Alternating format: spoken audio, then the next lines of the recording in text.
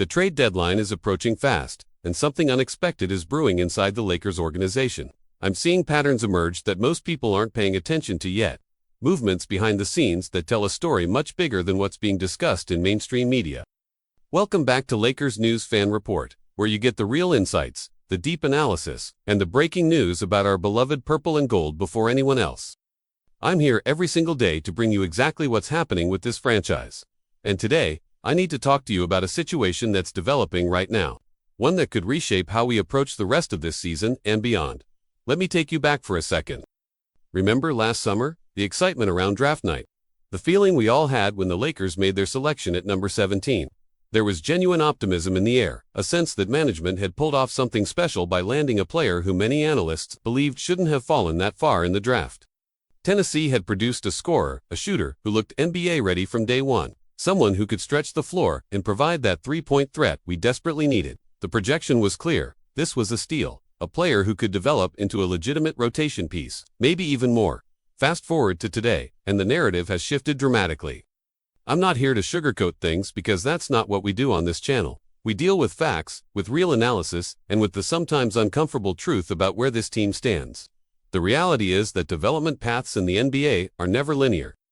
Some players explode onto the scene immediately, while others need time, need the right system, need that perfect combination of opportunity and confidence to unlock their potential. And then there are situations where things just don't click the way everyone hoped they would. What I'm about to share with you comes from credible league sources, from people who understand the inner workings of NBA front offices and how decisions get made as we approach critical deadlines. The Lakers, like every team in the league right now, are evaluating their roster, looking at what assets they have, what moves they can make, and how they can position themselves, not just for this season but for the future. This isn't just about winning games in February and March. This is about building something sustainable, something that can compete at the highest level year after year. The challenge our Lakers face is very specific and very real. Look at our draft capital situation. Right now, we have one first-round pick that's tradable outright, and we're talking about either 2031 or 2032. That's it, one first-rounder that we can move. We also have just one second-round pick available, again in 2032. Compare that to other teams around the league who have accumulated multiple picks, who have flexibility to make aggressive moves, who can package assets together to land impact players. We're operating with limited ammunition.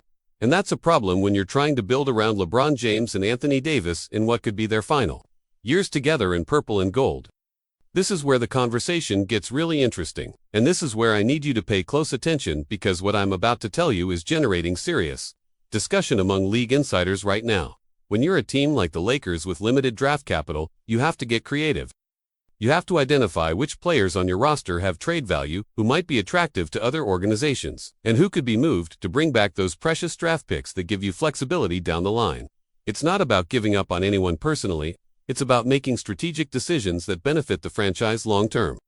The name that keeps coming up in these conversations, the player who league analysts are increasingly viewing as the most logical trade candidate on our roster, is Dalton Knecht. Now, before some of you start typing angry comments, let me break down exactly why this makes sense from a basketball operations perspective, even if it's not easy to accept emotionally. Knecht came into the league with one primary skill that was supposed to translate immediately: shooting. He was a volume three-point shooter at Tennessee, someone who could create his own shot, who had range, who had the confidence to let it fly.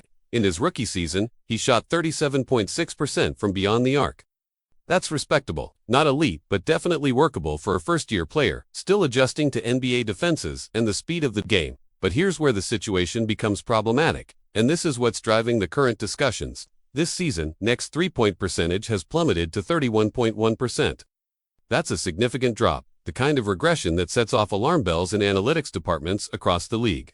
When your primary calling card is shooting and you're shooting efficiency craters like that, you're not just underperforming your expectations, you're actively becoming a liability in certain game situations.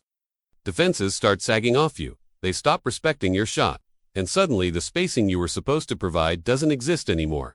The defensive side of the ball has been equally challenging for Knecht. This was always going to be the question mark coming out of college. Could his offense be good enough to compensate for defensive limitations? In his rookie year, the coaching staff had to carefully manage his minutes because of those defensive challenges. He wasn't quick enough laterally to stay in front of elite NBA guards. He struggled in pick-and-roll coverage, and his help defense instincts weren't where they needed to be. You could live with that if the offensive production was elite. But with the shooting numbers declining, the equation just doesn't work anymore. Here's the cold, hard truth that everyone in the organization understands. Knecht has dropped to 12th on the roster in minutes per game. 12th, on a team that's trying to compete for a championship. That means you're essentially out of the rotation. You're not getting developmental minutes, you're not building chemistry with the core guys, and most importantly, you're not increasing your trade value. The longer this continues, the more Knecht becomes what NBA executives call a sunk cost. A player who was drafted with expectations but never materialized into a usable rotation piece. Now, let's talk about what the Lakers could realistically get in return for Knecht, and this is where the strategy becomes clearer. He's not going to net us a first-round pick straight up at this point, not with his current performance levels, but he's also not completely without value. He's still young, still has that draft pedigree as the 17th overall pick, and some team out there might believe they can unlock something in him that we haven't been able to access. Maybe it's a change of scenery situation. Maybe it's a different offensive system that plays more to his strengths. Or maybe it's just a team that has more patience and developmental time to invest in him. The most likely scenario, according to league sources, is that Knecht could be moved for a second-round pick, possibly with additional considerations depending on what other teams are looking for and what else the Lakers might include in a package. A second-round pick might not sound exciting to casual fans, but in the context of our current draft capital situation, it's actually meaningful. It gives us another chip to use, another asset that can be packaged in a bigger deal. Another opportunity to find value late in the draft where smart organizations have consistently found rotation players. There's also the possibility of a salary matching trade where Knecht goes out as part of a larger deal that brings back a more NBA-ready rotation player, someone who can contribute immediately in the playoff push. The Lakers aren't in development mode right now. We need players who can help us win games in March and April, who can be trusted in playoff rotations, who understand their roles and execute at a high level. If Knecht can be the salary piece that makes a bigger trade work, that has real value even if it's not the sexy headline trade that fans want to see. Let me be clear about something because I know this is a sensitive topic. I'm not celebrating the idea of moving a young player who was drafted with hopes and expectations. I'm not saying Knecht is a bust or that he won't have a successful NBA career somewhere else. What I'm saying is that the Lakers are in a specific situation with specific needs, and sometimes the best move for both the player and the organization is to find a better fit. Knecht might go to a rebuilding team where he gets 25 minutes a night, where he can work through his shooting struggles without the pressure of a championship chase, where he can develop at his own pace. That might actually be the best thing for his career, long term. From the Lakers' perspective, this is about resource allocation. Every roster spot matters, every dollar against the cap matters, and every trade asset matters. If Knecht isn't going to be part of the rotation, if his skills aren't translating at the NBA level right now, then holding on to him just because we drafted him is poor asset management.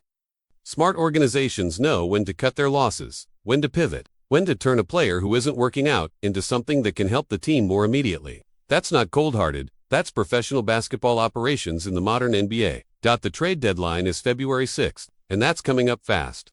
Teams around the league are making their phone calls right now, evaluating their rosters, figuring out who's available and what it would cost to acquire them. The Lakers are active in those conversations, as they should be. Rob Pelinka and his staff are doing their due diligence, exploring every possible avenue to improve this roster. The question isn't whether moves will be made, it's what moves make the most sense given our constraints and our championship aspirations. There's been wild speculation floating around, rumors about blockbuster trades that would never actually happen. You've probably seen the headlines suggesting the Lakers might move core pieces, that major changes are coming. Let me save you some anxiety. Don't believe everything you read. The reality is usually much more measured, much more calculated than the sensational headlines suggest. This isn't about blowing up the roster or making desperate moves. This is about smart, incremental improvements that add up to a more complete team. What does intrigue me, and what I think is a real possibility, is the Lakers using whatever assets they can acquire to make a secondary move. Let's say they trade Knecht for a second-round pick. That pick can then be packaged with other considerations to bring in a veteran wing defender, or a backup big man who can give Anthony Davis a breather, or a floor-spacing guard who can knock down open threes in the playoffs. These aren't franchise-altering moves individually, but they're the kind of roster refinements that championship teams make. They identify weaknesses, they address them methodically, and they put themselves in the best possible position when the games matter. Most I want to talk about the bigger picture here because this isn't just about one player or one trade deadline.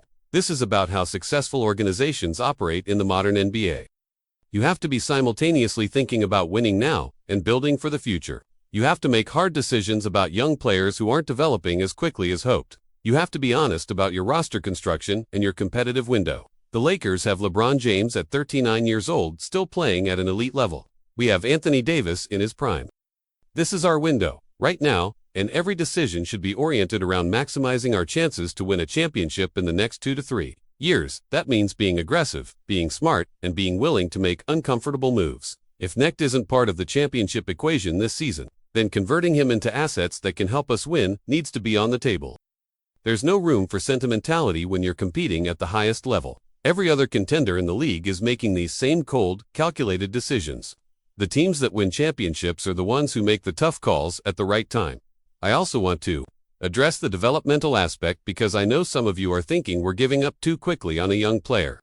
Here's the thing, development requires opportunity in minutes, and we simply can't provide that right now. A lottery team can afford to let Knecht play through his struggles, to give him 30 minutes a night to figure things out. We can't do that. Every minute matters, every possession matters, and we need players who are ready to contribute immediately. That's not a failure on Knecht's part. It's just a mismatch between his developmental timeline and our competitive window. So where does this leave us as we head toward the deadline? The Lakers are going to be active. That's certain. Whether Knecht specifically gets moved or whether he's part of a larger deal, I expect to see some roster changes before February 6th. The goal is clear. Add depth, add shooting, add defensive versatility, and accumulate whatever draft capital we can to give ourselves flexibility for future moves. It's not about making a splash for the sake of making headlines.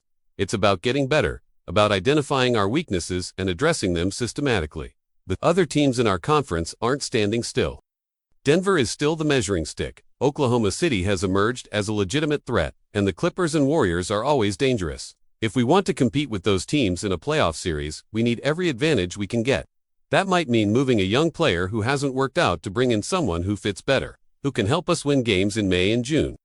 That's the business side of basketball, and while it's not always fun to discuss, it's the reality of competing for championships.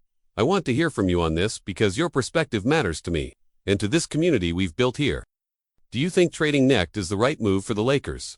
Are you comfortable with the organization moving on from a recent first-round pick if it means getting back draft capital and flexibility? Or do you believe we should give him more time, more opportunities to prove himself in a Lakers uniform?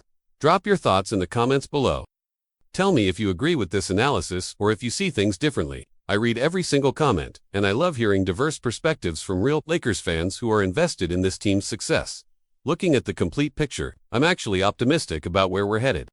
Yes, the draft capital situation is challenging, but we have a front office that's proven they can make creative moves. We have coaching that's getting the most out of our veterans, and we have two generational talents in LeBron and AD who can carry us when it matters most. If we can add a few complementary pieces before the deadline, if we can shore up our depth and give ourselves more reliable options in the rotation, I genuinely believe this team can make a deep playoff run. The key is being proactive, being smart, and not falling in love with potential that isn't materializing. Knecht might become a solid NBA player eventually, but if that development isn't happening here and isn't happening on our timeline, then we owe it to ourselves to explore other options. That's not giving up on anyone. That's being realistic about what we need to win a championship in the LeBron and AD era.